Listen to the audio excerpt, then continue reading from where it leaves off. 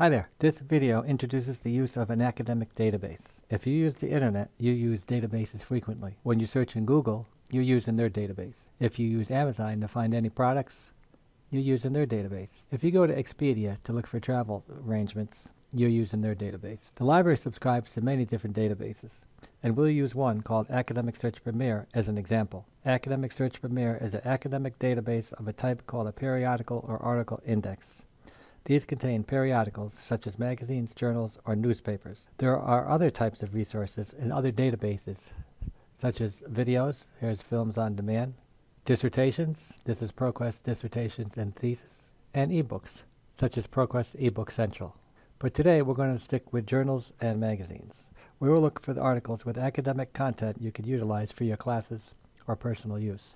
Let's go to Academic Search Premier and take a look at the search interface and see how it works. We will do a search for articles that deal with teaching about nutrition to high school students. Start on the library website at library.wcsu.edu. In the Databases box, click on My Subject link.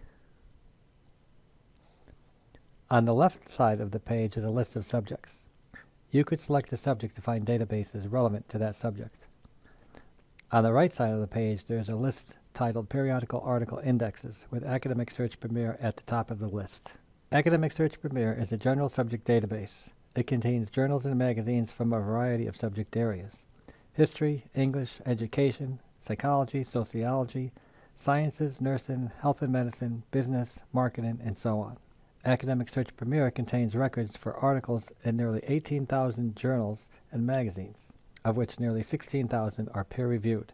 Remember, peer review is the process by which experts in the field of study review and critique articles to make sure that they meet standards of the journal and of the field in which they are published.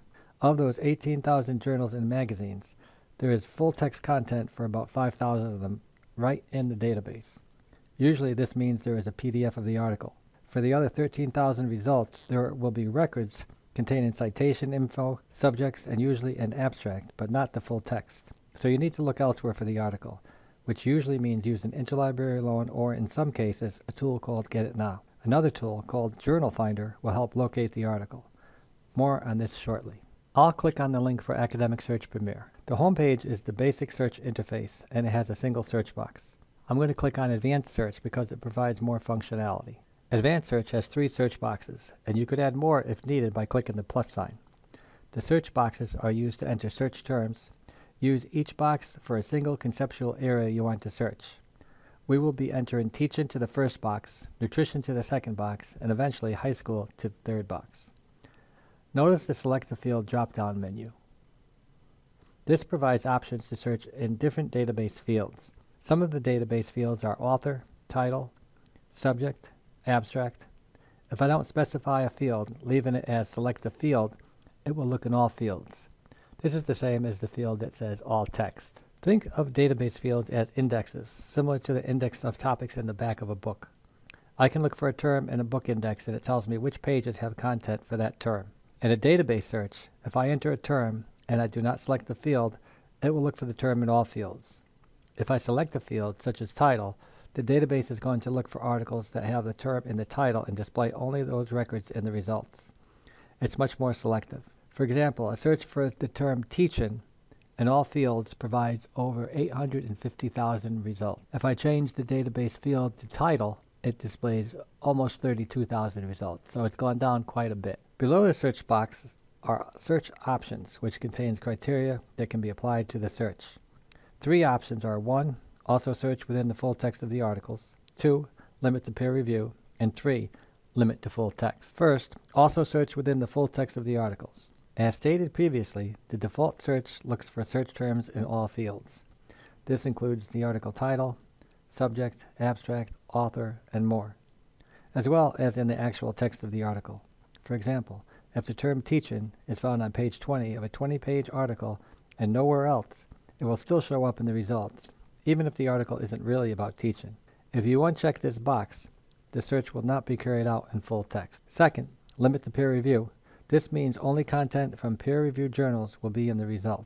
And third, limit to full text. This means only show articles in the results for which the full text is available. This will often be a PDF right in Academic Search Premier, but it might be that the full text is available in another database, in the journal itself, or it might be available freely on the internet. You won't see any results that have to be ordered via interlibrary loan or Get It Now. The advantage of this function is you get the article when you search. The disadvantage is you miss out on a lot of content you could have had if you were willing to wait a few hours for Get It Now or 1 to 3 days for interlibrary loan. For now, we're going to search with the default settings. I've entered my first term, teaching, in the first box. I'm clicking search, and we see there's 868,000 results. I'm going to add our second term, nutrition,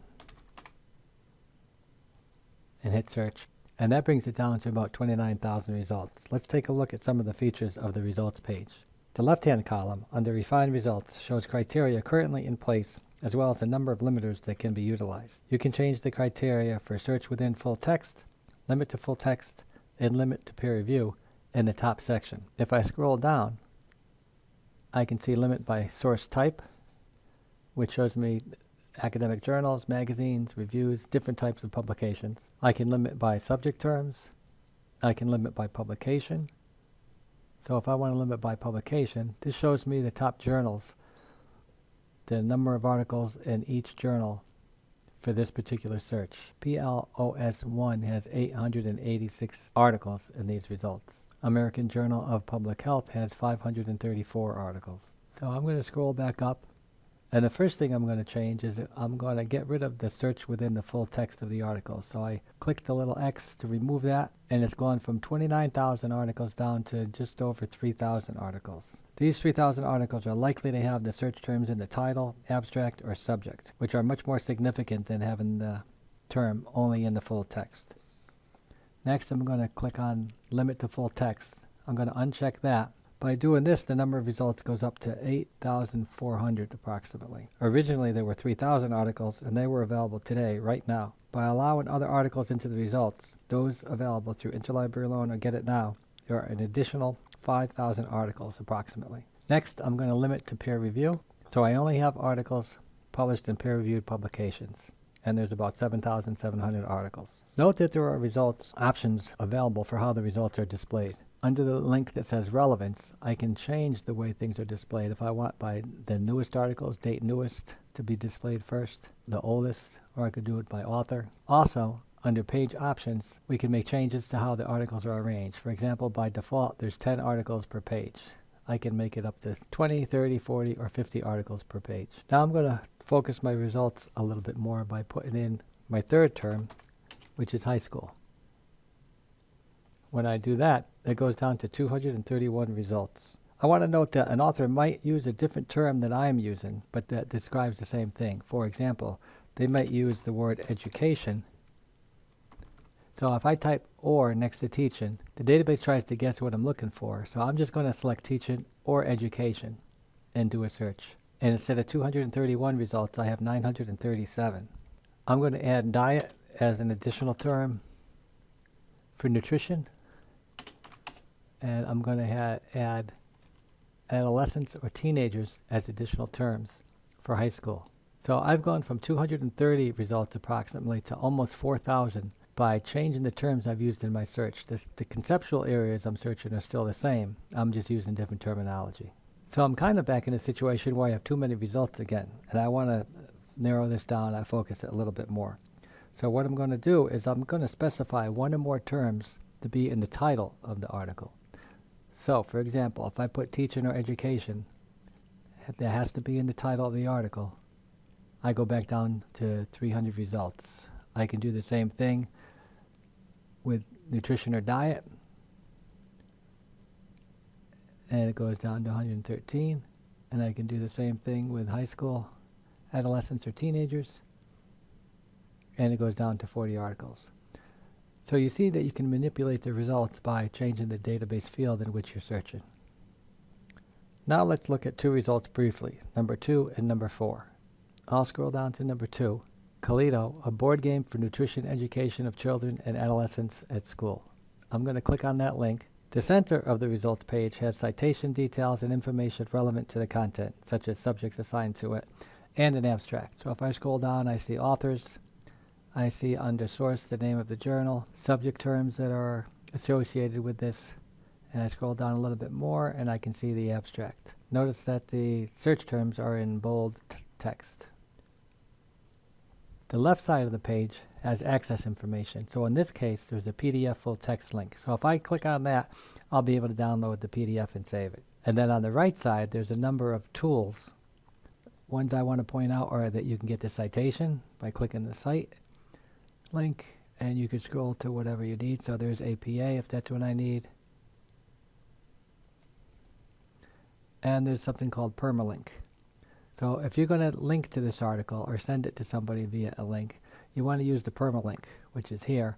You don't want to use the regular URL up in the browser window up there. Stick with the permalink. And of course, you could email this by clicking on the email and send this to yourself or somebody. So let's go back to the results, and I'm going to scroll down to number 4. The role of behavioral feedback in nutrition education for enhancing nutrition knowledge and improving nutritional behavior among adolescents. Again, I click on that link, and it looks pretty similar. All the information about the article is in the center. You can scroll down. There's the abstract at the bottom. The tools are the same on the right-hand side. What's different here is that instead of a PDF on the left-hand side, it says check Journal Finder for full text. So it's going to look outside of Academic Search Premier for this article. So it's going to look in other databases. It'll look to see if the library has a subscription to the actual journal. And if it doesn't find it anywhere, it's going to provide options to get it in interlibrary loan, or perhaps the tool called Get It Now. So I'm clicking on that link, and here's the results page. Keep in mind that depending on what it finds, the results page may look different. It says here that it found 28 titles that begin with Asia Pacific Journal. So I think in this case, it might be the easiest thing to do would be to request the article through interlibrary loan. But before I do that, I want to do something else. I'm going to see if I can find it on Google. So I'm going to open up another browser window, and I'm just going to paste it in, the title of the article, and search on Google. And I find it in PubMed. So that link right here, I click on this. Here it is in PubMed. And over on the right-hand side, it has a link. It says full text links. I'm clicking on that. And you can't see it on the screen, but a PDF was downloaded.